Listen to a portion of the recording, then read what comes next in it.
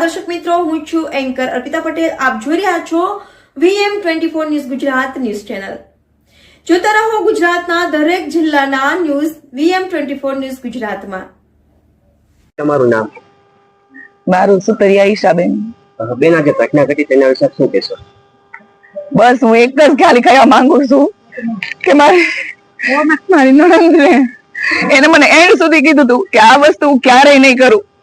એ આધ્યાત્મિક લેવલ ની હતી, એ વસ્તુ કરે એમ જ નહોતી. આ એને કોઈ જબરજસ્તી થી એને કરાવ્યું હોય, બસ એને કરાવ્યું હોય કે એને કર્યું છે જબરજસ્તી. આ વસ્તુ કરી એમ જ નહોતી મારી. કોના પર આક્ષેપ છે આપને? કોના દ્વારા કરવામાં આવ્યું તેના આક્ષેપ? એના ઘરના બધા સભ્યો એકો એક ટોર્ચર કરે, મીટિંગ ને બોલાવીને અમને બધાના નામ દે. મેન ઓલો કમલેશ બહારનો વ્યક્તિ છે, એને ઘરની અંદર હું બોલવાની જરૂર હોય? બેન, કેટલા સમયથી ટોર્ચર કરવામાં આવતું? છેલ્લા મહિનાથી, 1 મહિનાથી સતત ટોર્ચર એની ઉપર કરતા હતા. સતત અમને બોલાવે, અમને એક પણ શબ્દ ન બોલવા દે, અને એ છોકરી પર બધા આક્ષેપો નાખે, આવી છે તેવી. ખુદ ઈ કમલેશ એમ કીધું તમારે જવું છે, ઈ કે હું મારી હારે કહું તો મારી હારે બી આ શરૂ થઈ જાય. આવા શબ્દો મારા ઘરે આવીને ખુદ ઈ માણસ કહી ગયો. ચૂપચાપ સાંભળ્યું. એનો ઘરવાળો સુનીલ ઉભો હતો, એને ચૂપચાપ સાંભળ્યું. મને એમ થયું ધિકાર થાય એના ઘરવાળાને કે આ વસ્તુ ઈ સાંભળે છે. આવું ખોટા આક્ષેપો નાખ્યા છોકરી માથે. મારથી સહન નથી થતું. મારી બેનું ન્યાય જોઈએ, બીજું મારે કાંઈ ન જોઈએ. મૃતક બેન નું શું નામ છે? એનું સીમાબેન છે.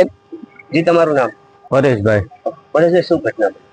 ઘટનામાં એવું બેને કંઈક ઝેરી દવા પીધી એવો ઉપરથી મેસેજ હતો એના સસુરાલમાંથી. કયા કારણોસર દવા પીધી? માનસિક ટોર્ચર હોય એવું અમારું અનુમાન છે. શું નામ છે બેનનું?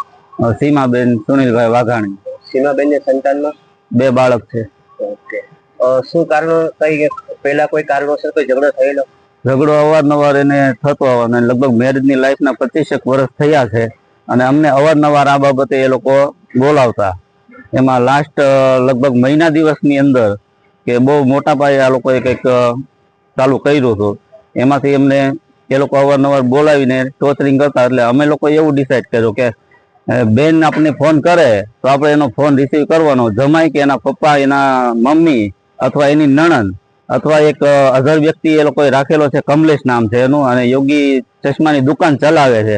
એ વ્યક્તિનો ફોન આવે તો આપણે ફોન રિસીવ નહીં કરવો. બેનનો ફોન આવશે તો કરશું. પણ એ જાણકારી આપણને મળી કે બેનનો ફોન એ લોકોએ 15-20 દિવસ પહેલા લઈ લીધો હતો. એટલે બેન પાસે કોઈ ફોન નહોતો, અને સુનિલ ફોન કરતો હતો. એના માનસિક ટોર્ચરથી થાકીને અમે ફોન ઉચકવાનો બંધ કરી દીધો. એની યારે કોઈ અમારે વાર્તાલાપ કરવાની થતી નહોતી. જો કંઈ પણ વાર્તાલાપ અમે કરીએ તો નાનો પોઈન્ટ પકડીને અમને લોકોને માનસિક ટોર્ચર વધતું હતું. એટલે અમે એને લોકો કનેક્શન કાપવા બાબતને નક્કી કરી લીધું કે આપણે એ લોકો સાથે કોઈ વાત કરવી નહીં. પર્સનલ બેનનો ફોન આવે તો વાત કરશું. આપઘાત કર્યો તો એના કેટલા દિવસ થયા? આપઘાત કર્યો લગભગ રવિવારે કંઈક ઘટના બની છે. કેટલા વાગે ટાઈમ આપણને નથી ખબર. અને આપણને જાણ મળી એને લગભગ સાંજે એ લોકો જયારે હોસ્પિટલમાં જે તે સમયે દાખલ કરી ત્યારે ફોન આવ્યો હતો કે આ સીમાએ આવું ઘટના કરી છે. રવિવારની ઘટના, આજે 3 દિવસ થયા, ડેડ બોડી હજી સુધી સ્વીકારવા નથી આવી. શું માંગ આપની? અમારે એને પેલો ફોરેન્સિક રિપોર્ટ કરાવવો છે. પોલીસ દ્વારા શું કાર્યવાહી?